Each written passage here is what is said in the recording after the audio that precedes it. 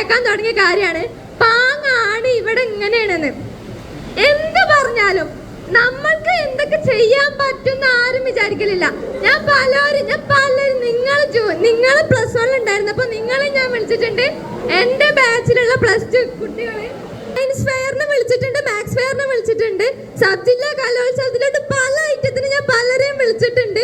അപ്പോഴൊക്കെ കേൾക്കാൻ പറ്റിയ ഒരേ ഒരു സംഭവം എന്താന്ന് വെച്ചിട്ടുണ്ടെങ്കിൽ ഇത് പാങ്ങാണ്, നമ്മൾ ഇവിടുന്ന് എന്തിന് പങ്കെടുത്താലും ഒന്നും കിട്ടാൻ പോണില്ലാന്ന്.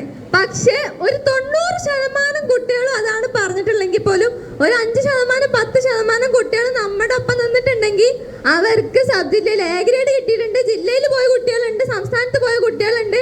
അപ്പോഴൊന്നും ഈ പാങ്ങ എന്നുള്ള പേര് കൊണ്ട് നമ്മൾ ആരും പിന്നിലോട്ടായിട്ടില്ല.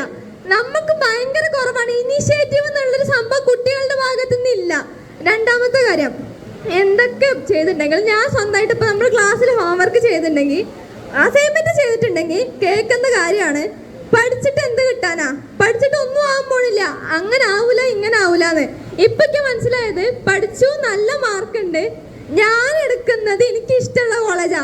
ഒരു കോളേജ് പോലും എന്താണ് ഇന്ന വേണ്ടെന്ന് പറഞ്ഞിട്ടില്ല. എനിക്ക്